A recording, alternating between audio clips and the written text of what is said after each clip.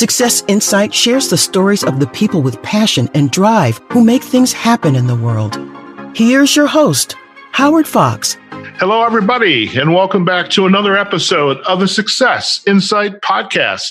Our guest today is Kyle Hegarty. Kyle is the author of The Accidental Business Nomad, a survival guide for working across a shrinking planet. Just to give you a little bit of information about Kyle, he's the managing director of Leadership Nomad, part of the TSL Marketing group, where he focuses on helping world-class companies expand across the globe. The Accidental Business Nomad was published by Nicholas Brealey, and it is being launched this month. So, Kyle, welcome to the Success Insight podcast. Thank you so much for having me, Howard. And really, congratulations on this wonderful book, The Accidental Business Nomad. As I was reading it, I was literally shaking my head and smiling, a little bit of laughing, because it brought back some stories. So, Kyle, before we kind of dive into the book, if you would, could you give our listeners a little bit of overview of your background and how you got to where you are? Yeah, so I'm a sales and marketing guy. I've been doing this really for almost 20 years, helping companies build pipeline, really. Just how do you grow, whether it's domestically or internationally? And in about 2005 it started, 2006 I moved. I essentially just started saying to my clients out of the US, hey, we can do this in Asia. Or I might have even phrased it slightly differently. I might have said, hey, we're doing this in Asia. Probably got ahead of myself. So many companies just jumped on board. They said, if you can help me with pipeline and help us expand into Asia, we'll sign on the dotted line today. And I ended up zipping back and forth with these contracts, trying to figure out what the heck to do with them. And very quickly, it became clear that the business opportunity was more in that growth region than anywhere else. So I stayed in Asia, been here ever since. How did you come to make this jump? Was it to Asia? Now you are in Singapore right now. Have you always been in Singapore? I've always lived in Singapore. Singapore is very much of a transit point. I mean, it's a nice little city. I think we've got about 5.5 million people population. So from a sizing standpoint, it really is just one city's worth of business. So it's kind of a launching point off for the rest of the region. So I've been here the whole time, but the focus has been region wide. I guess your question is, how did I choose here? Or did somebody kind of knock on your door at work and say, Kyle, I've got an opportunity for you? Or did you say, there's opportunity here, you recognize it, and you got on a plane? How did that happen? There was a combination of things. There's always a girl involved in these stories, Howard. So you gotta always have. Yeah. I was dating this woman out of Boston, and she is still is a scientist, and she was collaborating with these groups here in Singapore. So she is responsible for starting this. She planted all the seeds. I then said, okay, Singapore. I don't know anything about Singapore, and as I was, we were basically just kind of throwing these ideas out there. Hey, what if we did this? We don't have kids. We don't have a mortgage. This was 2006. This was so that the timing was actually very good. It's like, maybe I'll buy a house in 2006 or go to Asia. And I think my Asia choice, I got lucky on that one because the financial crisis hit everybody pretty soon after. But that was why Singapore, and Singapore is quite an easy place to get established from an infrastructure standpoint. And just again, it's kind of like the gateway to the rest of Asia. And so one of the reasons I wrote the book was because so many other people and companies they still choose Singapore as a launch point for the region because of its ease of use. It's often called Asia Light, and there's good reason for that. Oh, that's great. And really, I'm amazed at just the way sometimes opportunities come about. And, like you said, it was about a woman, like, okay, that's a good problem to have. I'm curious about something. And years ago, this would probably be mid-90s, I was asked to go to the UK. And needless to say, it was an English-speaking country. We're fairly close culturally, for the most part. We don't get each other's jokes. But while it was a good project, a good time, I also crashed and burned. So I can only imagine someone going from a Western culture into an Asian culture, or even South American, African. How do you prepare for a jump like that? Because culturally, there's a lot of differences. There are. And here's a counterintuitive data point for you. The biggest failure rate between expat assignments happens between the United States and the United Kingdom. So your experience was not unique.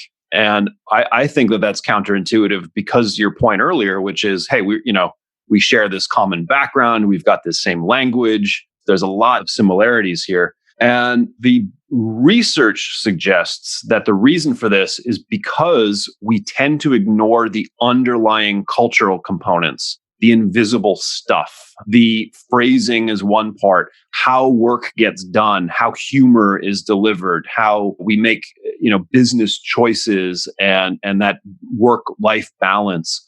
All of these types of things we tend to ignore if we hear somebody speaking the same language. We almost automatically assume that everything else is the same. And that, I think, is the reason why there's such a challenge between the US and UK. And I should probably say that girlfriend who I followed to Asia is now my wife, and she's in the other room, and she's British as well. So I've got a couple of decades of British UK communication challenge stories. If that's another book, probably. I imagine it is, and please don't tell your wife. You're not going to believe what this guy just asked me on the podcast.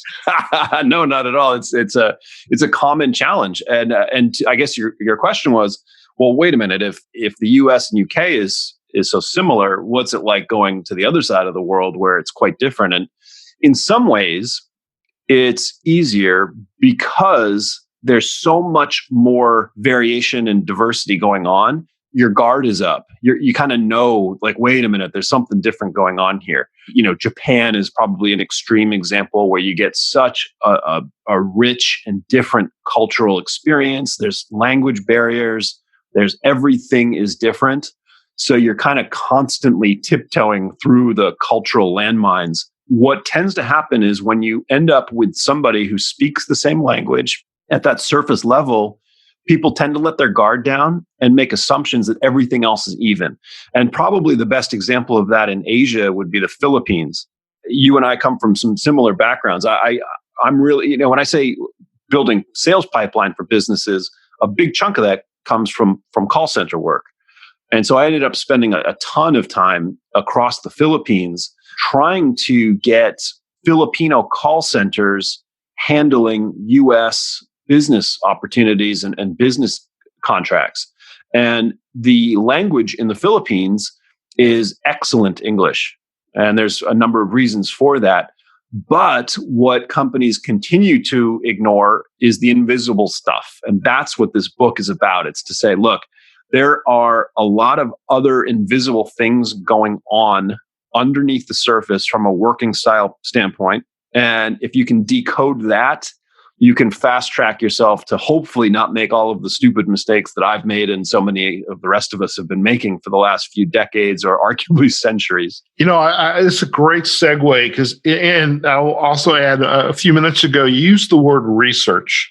And I come from what I would call a scholar practitioner background as far as my leadership development coaching practice. And one of the aspects of the coaching that I really, really got into, and it's probably why your book resonated so much, was this topic of cultural intelligence and those data points that you just described, phraseology, work style, how we interact, our focus on time, in the language. And can you kind of describe how you went about learning about these data points? And something, it's not just about coming here and expecting the work's going to get done because I said so, but there's other things I need to learn and I need to communicate differently. So what are some of those data points? So, and I'll answer that here in a roundabout way to a degree.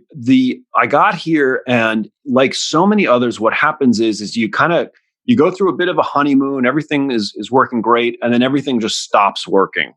Everybody who's kind of nodding and smiling and saying yes, you feel like, okay, this is easy. I don't know what the big deal is. And by the way, this exactly happens with remote teams, which we'll get into as well. But after a couple of weeks, those smiles, those yeses, those agreements that you think you have don't follow through the way you expect them to, and things start falling apart. And so what does any self-respecting expat do at the end of the week? You go to an expat bar and you drown your sorrows and you chat with whoever else is sitting there and you start trading stories and you start actually picking up insights. Now, that is a okay thing to do, but as I was here longer and longer, it's like, you got to be a little bit careful with these bar stories, because while they actually can be helpful and you can pick up a lot of good info, I wanted more data. I wanted more science and research behind this. I didn't want a bunch of expats with 20 years experience kind of telling me their war stories and hoping that those anecdotes somehow weave together to form a plan. That wasn't good enough. So I started going back and finding out that, I'm not the only one going through these challenges, that of not being able to get stuff done. There are decades of research that's been done looking at this invisible stuff. So what I'm talking about is, how do people communicate? There are direct communicators, there's indirect communicators. What does that mean? And what you'll get is researchers really since the end of World War II who have looked at these differences and started to put definition to them and actually map them across the planet. How do people deal with confrontation?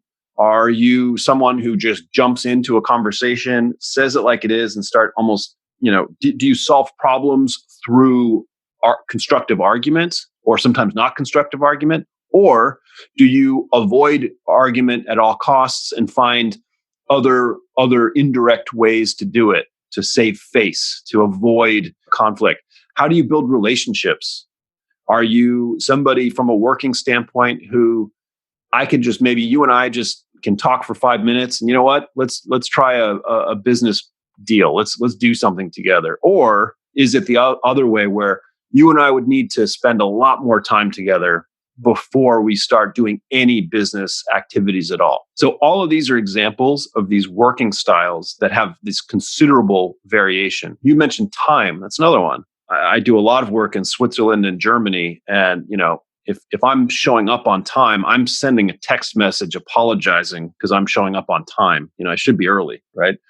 Whereas in other parts of the world, there's a much more flex component to when things start, when things wrap up. And that might not sound like a big deal, but I've seen it crash millions of dollars, $1 million deals, $1 billion acquisitions. So these things do matter. And there's great research out there that looks at it. The problem that I found was that the research, while it hit a ton of points that I was really interested in, and I think that a ton of people need to know about, the problem is that most of that research is incredibly academic and very dry and difficult to get through. It took me a year to get through one core book that I think was really one of the foundational points to it. But there's a lot of acronyms. There's a lot of academic phrasing that loves to kind of talk around and use very big words. And from a business perspective, I said, geez, can I just cut through the core of this? And what is it that we can apply and get to people quickly and effectively so that they don't have to churn through all this? You can if you want to, and if you're into it, you should definitely read this stuff. But if you don't have the time or energy for it, I'm trying to give some people some shortcuts here. Fantastic. And this is actually a great segue to your book, The Accidental Business Nomad. At what point did you decide, or there's an insight, the light bulb going off? Yeah. There's a book here. I need to write a book about this. When did that occur? I would love to tell you there was a moment. I think it was a series of moments. My light bulb moments are slow, dim burns that over time come together. I'd love to say that there was more of those, those moments, but I would say that there was a client years ago, a guy out of Texas. I write about him in the first chapter. I was starting to notice patterns of Western companies trying to expand, making the same mistakes. And I was trying to get my head around what was that pattern? What was this continual mistakes being made? And I thought this guy articulated it really well.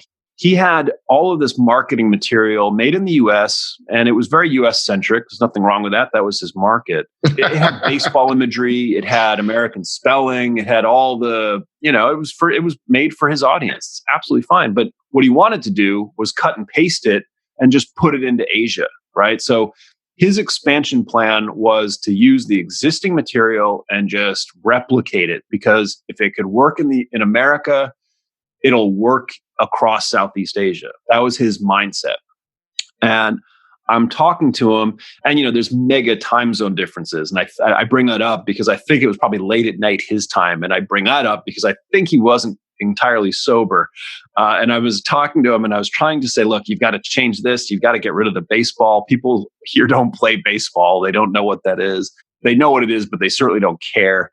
And by the way, you're making yourself look as foreign as possible, and it's a put off. And he got really frustrated, and he said, you know what, just slap a dragon on it, make it Asian, and then there's our localization plan.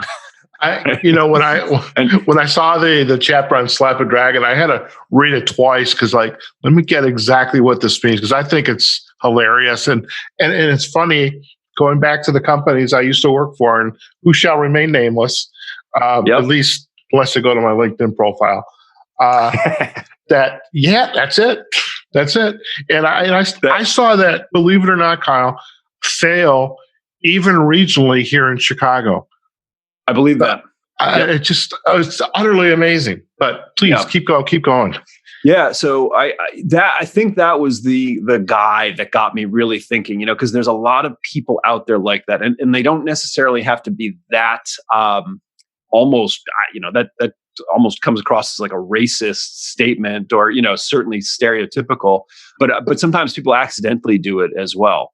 And I started thinking about this phrase, slapdragons. The original title of the book was called Slapdragons, based off of this guy. And the idea was that companies go in and essentially they cut and paste their business model, their approach, their working style, and they think that the rest of the world is going to be the same. And if they're not the same, they can change the rest of the world to be like them. That's not the case. So what is the case is that people have to have that global mindset approach to be able to understand what these differences are and to adapt accordingly. And whether you're traveling and having to do it, or whether you're doing it all remotely now, which I think is probably a more realistic thing that's going to happen in the next year or so, you have to have that kind of awareness if you're going to be successful working globally. You use two words there, understand, or seek to understand, and then adapt. And, as an individual who really loves behavior and studying behavior, that's one of the key components for individual relationships. I'm never going to get you to be just like me. I have to understand you. I have to understand me, but then I'm the one that has to adapt. Correct. And it's an amazing that it's the same thing, at an organization and a cultural level. For me, if you want to say, well, wait a minute, okay, because we all talk about this, and I think everybody kind of can conceptually agree with that. So where do you start? And to me, it's actually, you've got to understand yourself first. Like, you can't adapt away from something if you don't know. It's that old fish in water, right? Like fish asks the other fish, "How's the water today?" And the first fish says, "Well, what's water?" Like, how do you adapt if you don't know what you're surrounded by? I'll give you an example. So I talked about one of those working styles being relationships, how relationships are built.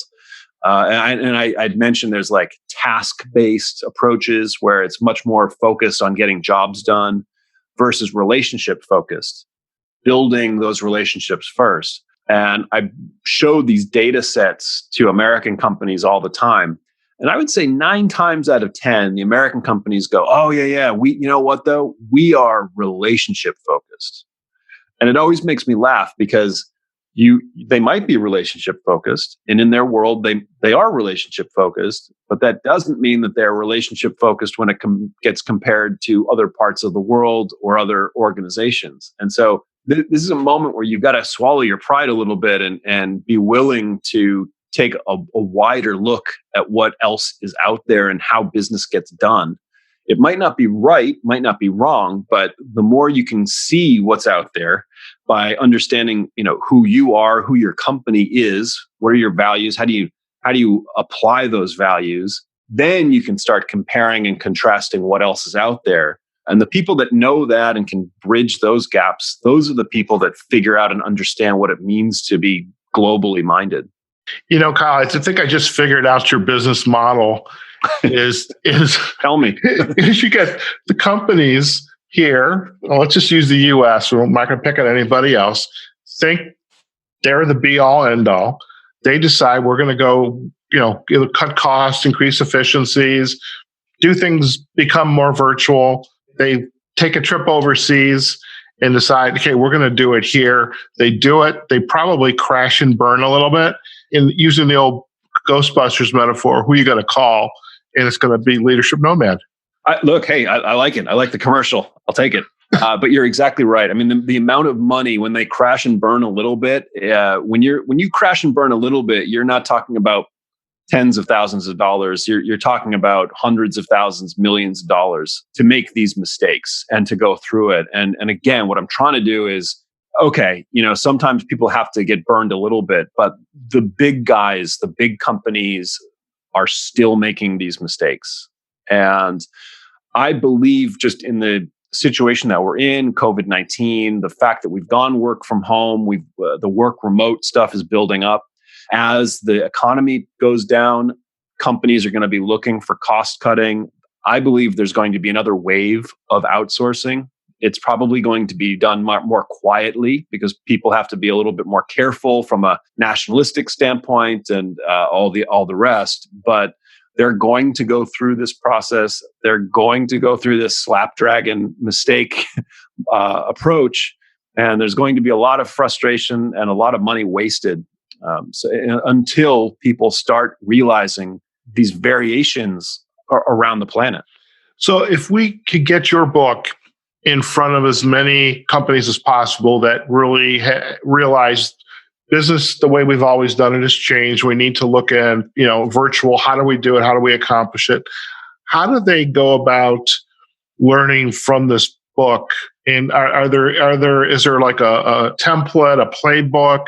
What are they doing to take away from this book and then realizing, hey, we got to go out and get some help? So what this book is not is a prescriptive how-to. I think that the topic is so big and complicated and everybody goes through their own journey. So it's not like there's a specific roadmap here. What I'm trying to do is give people more of a compass. And I'm starting that by getting them to read these stories, hopefully, in a lighthearted way. I'm trying to keep this thing fun and get people to the point where they go, wait a minute, okay, I need to be a little bit more aware of these differences. And now I'm starting to put together a kit of ideas as to what I can do about it. So what the book does is it's organized. Each chapter is a variation of a story that kind of builds on itself. And at the end of each chapter, you get a couple of takeaway ideas. Those all come together towards the end. And what I call the survival toolkit, survival guide. These really are the focus of the consulting and training and workshops that I do with companies anyway. So that's kind of where it takes you. But as I said, this is not a traditional prescriptive how-to book. It's more about getting people thinking about these as a challenge and defining it and giving them a good chunk of tools to get them started down that path. Excellent. And if we could circle back to, again, to this global pandemic, COVID-19, what are some practices, ideas, action items, just given what you've just laid out for us? What are some of the concerns that our companies need to be aware of before they actually, jump into the water and not realize it's a lot deeper than they expected? I would rephrase that a little bit. So I would also add companies that already have this global footprint and now have to figure out how do you operate within this. So there's going to be, we were listing out all of the catastrophes that have happened this year. And, we started with the Philippines. There was a volcano erupting in January. I think there was a couple of typhoons. There was the wildfires in Australia. There's the Hong Kong political situation, the impeachment in the US, Brexit. Like this is the year of disruption and craziness, both man-made and natural. So the question then is, how do you navigate in that kind of craziness? And to me, the starting point is focusing on your community. If you are expanding, or if you already have a team that is globally dispersed, who maybe they get together a couple of times a year, that's probably not happening here in 2020.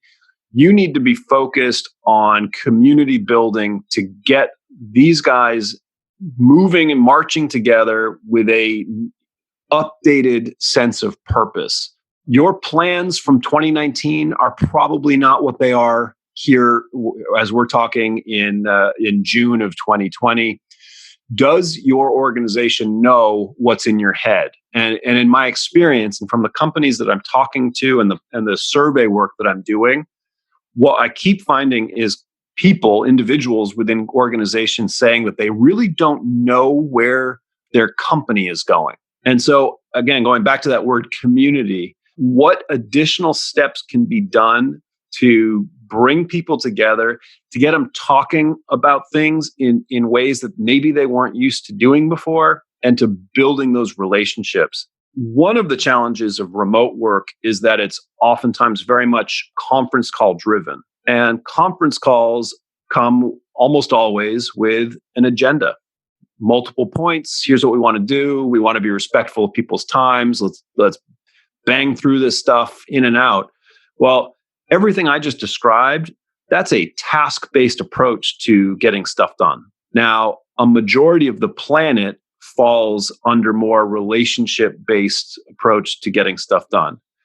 Conference calls are almost structured from a very Western mindset from that standpoint. And so even thinking about it that way, one way is to go, well, wait a minute, what could we be doing differently from a community building standpoint? I'm not suggesting we get rid of conference calls. I'm not suggesting that at all. But it might mean that more time needs to get focused on unstructured conversations, one-on-one check-ins, conversations, maybe activities that are not specifically task focused, but more geared towards building community. I think if companies and organizations put more effort towards that, I think that'll be a very strong foundation building for as things start picking up, because you need to have your team marching to the same beat now. So that's what I'm working with companies to do right now. Fantastic. And I am curious, given the work that you're doing and these conversations, knowing what we're going through right now, are there organizations out there that you have seen, know of, that really are just like, this is the way it's got to be done? These guys are doing it really well. Maybe they're not perfect, but they're doing it really well. Yeah, so nobody's perfect. I like you'd mentioned earlier in this conversation, I'm trying not to, in the book, I try not to name names. Like, I'm not trying to name and shame. So all of the guys I said at the beginning, of the book, that all of the names have been changed to protect the guilty. The first answer to that, and I'm looking for this all the time, I have not seen a company universally figure this out or really particularly do this well at a overarching, consistent level. What I have seen are rock star individual leaders and people who are leaders at all different levels of organizations. So I've seen teams that are bulletproof in terms of being able to work across cultures, who just have a tight-knit way of doing things, operating within an organization that has more of a patchwork approach to it. So my answer is that the best practices exist, they're being done, but I think that they're being done in smaller batch ways. I'm working with some companies on this transformation, but it's a long process. It's not only a top-down driven process, but it's a bottom-up process to get, to develop the next generation leaders, but also to get the current leaders to be able to think about some of these things a little bit differently and try and remove those slapdragon blinds that we were mentioning earlier. Fantastic. Kyle, in the time we have left, is there, I don't know, I would call it an insight to go. I mean, we do use that term on our podcast, of something you'd like to leave our listeners with. Maybe it's a quote, a book you've read, an article, something that, to talk about the importance of your work and things that our listeners need to think differently about. So I maybe a way to summarize how I think about all of this, and it gets into a lot of what we talked about today, which is the fact that there's a lot of anecdotes that are out there. You can learn from good examples from what's worked and what hasn't worked.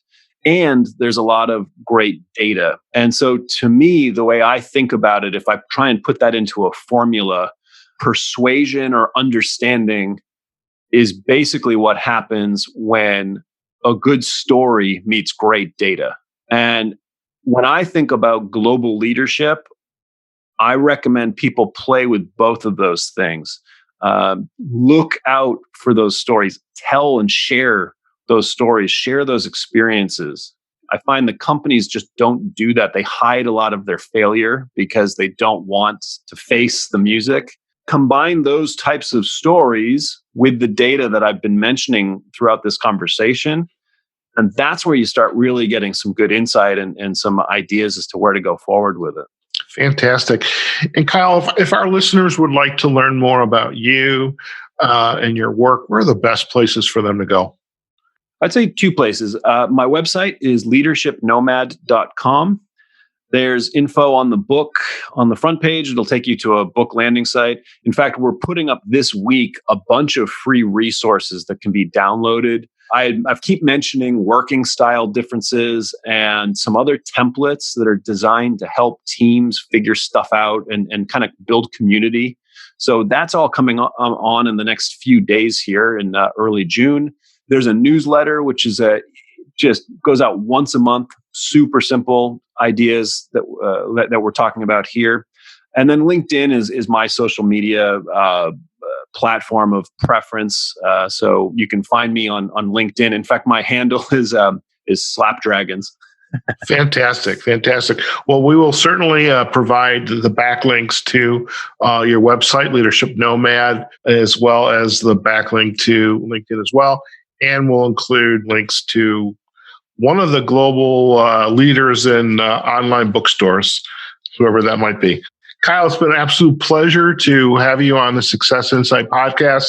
And I think I'm on a roll lately. These subjects are like near and dear to my heart, especially this one, because the cultural intelligence, just being able to navigate cross-culturally and just remembering my little crash and burn. But it's just kind of a wonderful way to kind of bring it home. Hey, and I don't want to be remiss when you're not doing this great work. You've got your lovely wife with you in Singapore. What do you do for fun? I kick back and relax by training for Ironman distance triathlons.